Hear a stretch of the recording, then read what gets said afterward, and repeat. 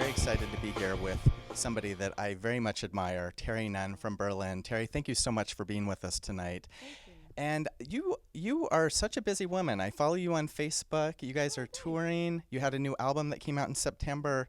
What's going on with Berlin these days? You guys just working really hard, going out there and meeting up with fans and. Well, it's a lot going on because the album came out, so we're taking any show that is offered at this point. We're playing everywhere. We're going overseas. We're going to Japan and Russia for the first time, and yeah, it's hectic, but I like it because I love the album and I love the kind of revitalization of the band with the music and Cool. yeah. Well, I want to talk to you about the new album. I actually have read quite a few reviews in Huffington Post and elsewhere, and a lot of folks have really good reviews, and a lot of folks have talked about it's kind of a return to maybe the early 80s sort of new wave synth kind of vibe. A lot of people have put it in the category of the EDM, electronic dance music, and it sounds like that's a style that's really working for you guys, actually.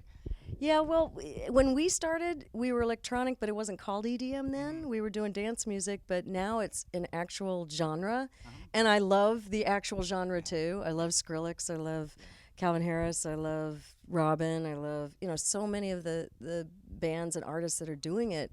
It's just alive, and where they've taken electronic music revitalized me. Wow, okay. So, and also they're using a lot of the sounds that Berlin started with. Okay. So it's really cool to hear, not only my own sounds, but new sounds, and then be able to do an album and give that to fans. Sounds that they know Berlin for, but also new sounds they haven't heard us do yet.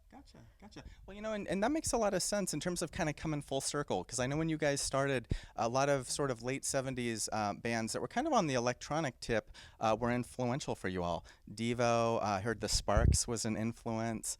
Were there any other bands from back in that era that kind of inspired you guys to do what you did in the early days?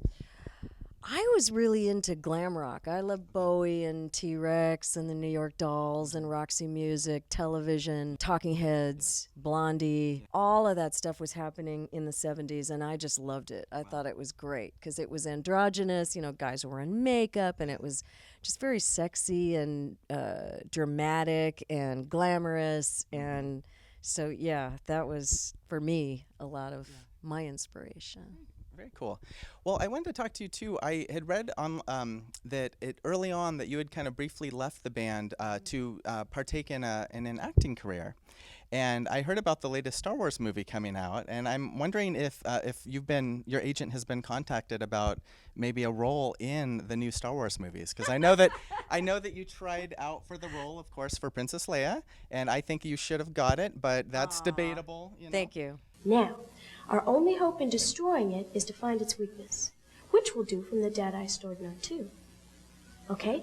Now, we captured the plans in a raid on the Imperial shipyards, but we fell under attack before I could get the data to safety, so I hid it in R2 and sent him off. I'm glad I didn't get it. Okay. Because I would never have been a musician if that had happened. I had an acting career in my teens. I did some television, some TV movies, things like that. In fact, I met Giorgio Moroder, who wrote Take My Breath Away, in my first movie when I was just he couldn't care less about me. I wasn't a singer yet. He was there with Donna Summer for a movie called Thank God It's Friday. But acting-wise, then I met John, and Berlin really was my passion, so I went on from there. Wow, very cool, very cool. And I'd read something too I wanted to confirm about, obviously K-Rock was so influential. You guys were from Orange County, and the K-Rock connection. And I'd read somewhere that the Sex, I'm a song was for K-Rock to really play. It wasn't written for the purpose of submitting to K-Rock.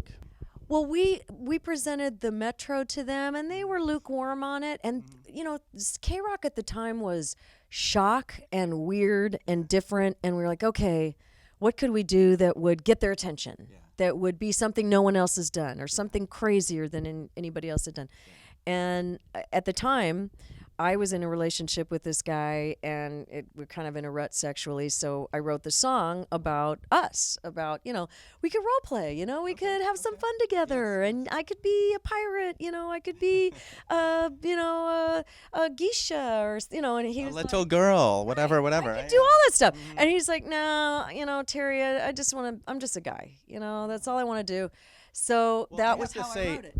if I was the ex-boyfriend of Terri Nunn that didn't support that, I would be out there watching it right now, drinking myself into a stupor with a needle in my arm. I can't imagine whoever that guy is out there, what possessed him to not be fully participatory with the famous Terri Nunn.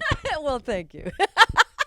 I appreciate that. We'll find it. We'll search him out on Facebook actually and call him out. But that's a clip for another day.